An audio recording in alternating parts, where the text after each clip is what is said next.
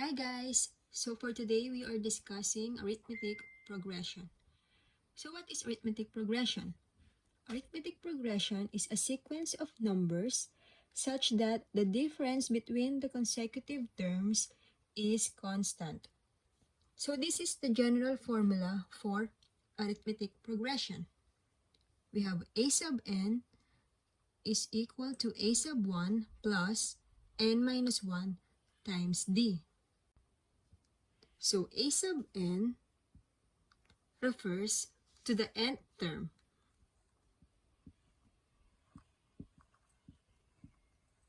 while a sub 1 refers to the first term. N refers to the term, and d is the common difference.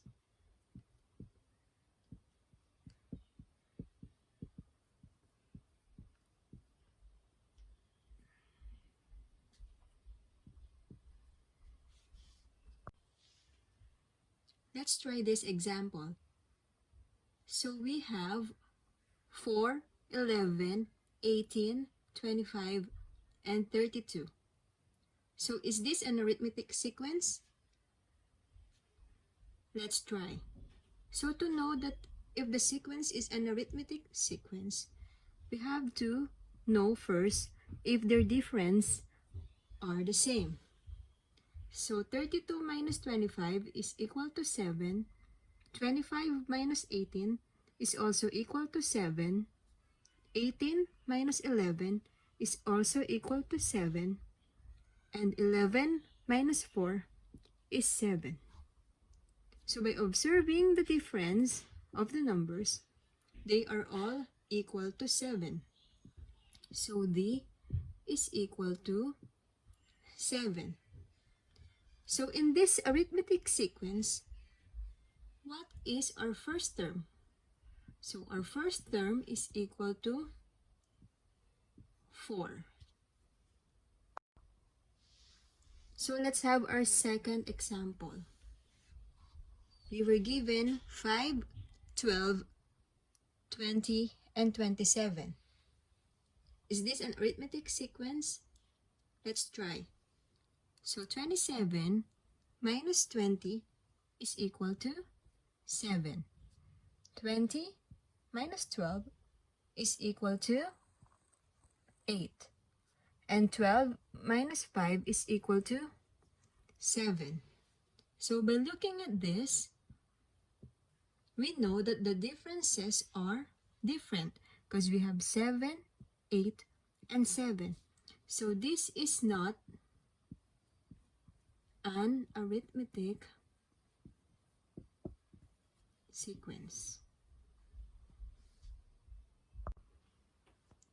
So say for example, in the sequence 2, 4, 6, 8, 10, we could say that the common difference of this sequence is 2, because 10 minus 8 is 2, 8 minus 6 is 2, and 6 minus 4 is 2, and 4 minus 2 is also equal to 2. So if we notice that the difference is the same, we could consider this as an arithmetic sequence. So with this example, a sub 1 will be equal to 2, d is equal to 2 also from here. 2 from here is from this one, and we could say that n is 5 because this is how many numbers? There's 1, 2, 3, 4, 5. So when I say that I consider n is equal to 5 on this example, a sub n would be equal to 10, because this would be equal to the fifth term of the sequence. So let's solve this example. So we are asked to find the seventh term of the arithmetic sequence 7, 11, and 15. So what's the general formula for arithmetic progression? So we all know that a sub n is equal to a sub 1 plus n minus 1 times d. And we were given 7, 11, and 15. What's the common difference? 15 minus 11 is equal to 4, and 11 minus 7 is also equal to 4.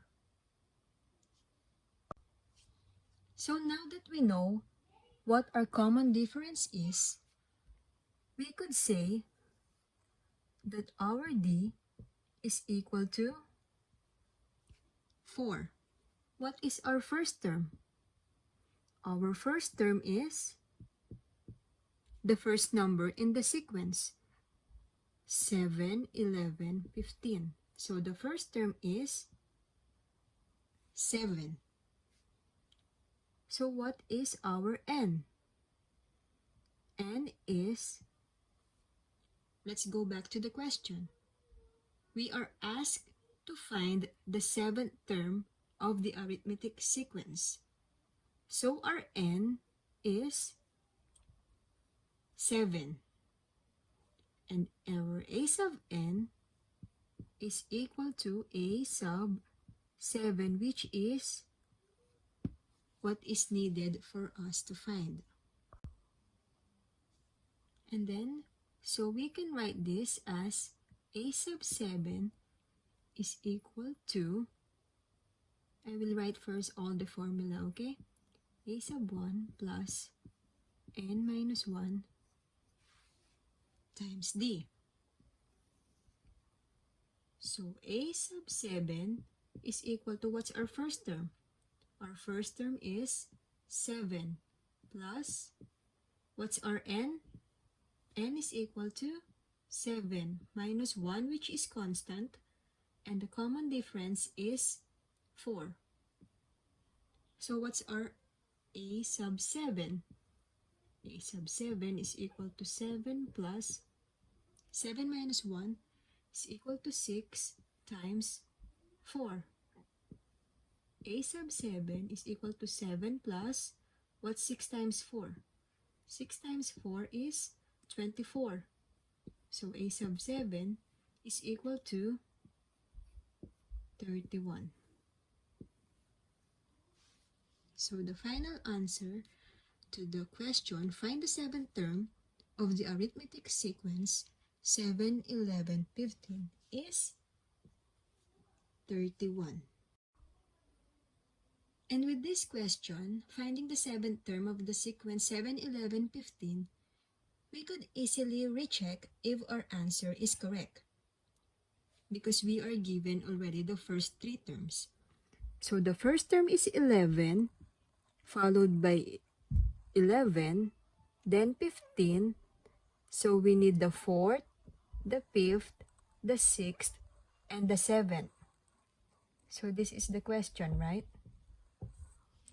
So with this given, we could easily recheck it because we are only looking for the seventh term. But what if we're looking for the 100th term or the 105th term of the sequence? So with this, we all know that the common difference is 4. So being said that the first term is 11, second term is 15, second term is 11, third term is 15.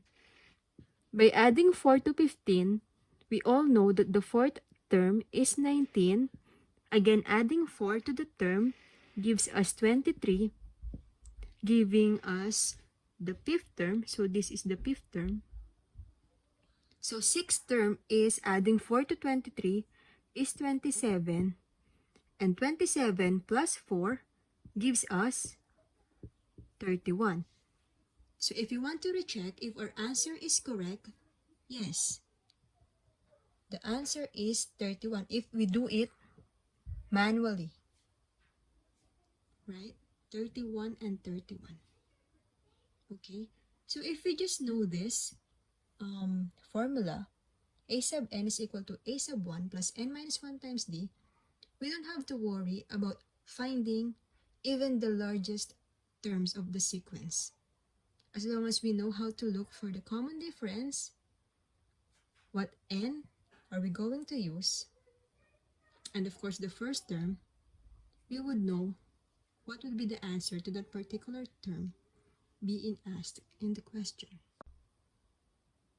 So let's solve this second example.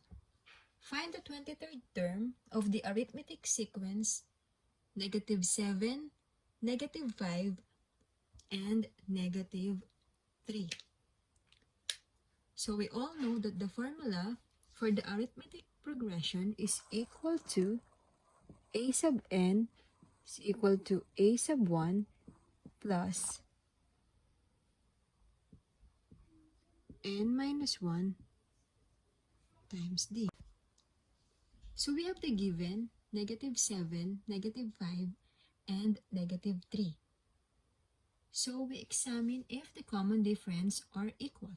So we try -3 minus -5. -3 minus -5 is equal to 2. How about -5 minus 7? So -5 minus -7 is also equal to 2. So what is the common difference? Common difference is equal to 2. How about our a sub 1? What's the first term? -7, -5, -3. The first term is -7. What is our n? So let's go back to the question. We are asked to look for the 23rd term. So our n is 23. And a sub n is equal to a sub 23, which is what we need to find out. So I wrote down again the formula a sub n is equal to a sub 1 plus n minus 1 times d. So my advice to the students who are now on the arithmetic progression topic to always write the general formula for familiarization purposes. So applying the formula, we are looking for the 23rd term with the first sequence a sub 23 is equal to -7 plus n, which is equal to 23 minus 1 times d, which is equal to 2. So a sub 23 is equal to, don't forget the negative sign,